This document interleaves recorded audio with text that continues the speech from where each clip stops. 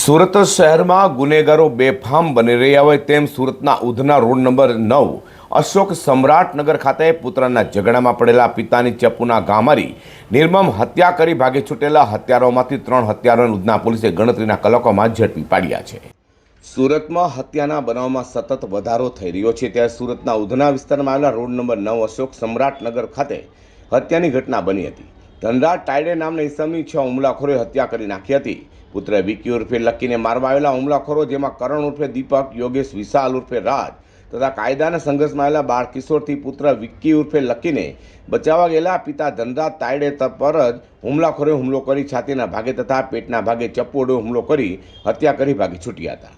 બનાવની જાણ થતાં જ ઉધના પોલીસ દોડતી થઈ ગઈ હતી। સુરત પોલીસ કમિશનર અનુપમસિંહ ગહેલોત તથા ખાસ પોલીસ કમિશનર સેક્ટર 1 વામક જામીન, નાયબ પોલીસ કમિશનર ઝોન 2 ડોક્ટર કાનંદ દેસાઈ, ઇન્ચાર્જ મદદનીશ police commissioner C division VM જાડેજાના માર્ગદર્શન હેઠળ Udhna PI SN Desai, second PI GIS જામરેના માર્ગદર્શન હેઠળ પેટ્રોલિંગ કરેલી પીએસઆઈ એમ કે ઈસરાની ટીમે બાતમીના આધારે હત્યાની ઘટનાને અંજામ આપી ભાગી છૂટેલા હત્યારાઓમાંથી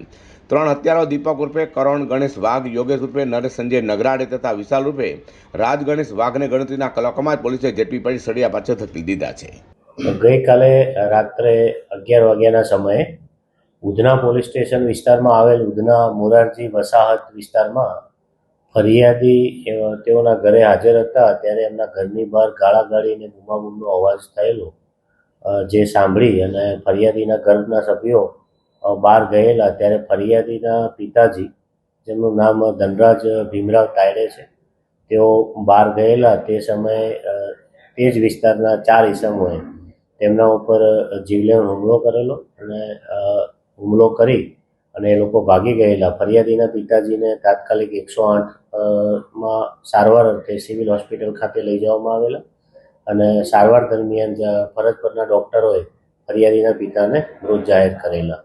જે અનુસંધાને ઉધના પોલીસ દ્વારા ગુનાની તપાસ હાથ ધરવામાં આવેલી। સ્થળ ઉપર પહોંચી જતા સમગ્ર બનાવની હકીકત જાણી અને તાત્કાલિક 4 આરોપીઓને ઉધના પોલીસ દ્વારા ગણતરીના સમયમાં હસ્તગત કરવામાં આવેલા છે। સુરતમાં વધી રહેલી ગુનાખોરી નજીવી બાબતે પણ હત્યા સહિતના બની રહેલા બનાવ લઈને સુરત પોલીસ હવે ગુનેગારો સામે લાલ લાંક કરી બેઠી છે અને ગુનેગારોને તેમની જ ભાષામાં સમજાવી ગુનાનો રસ્તો છોડી દેવા જણાવી રહી છે।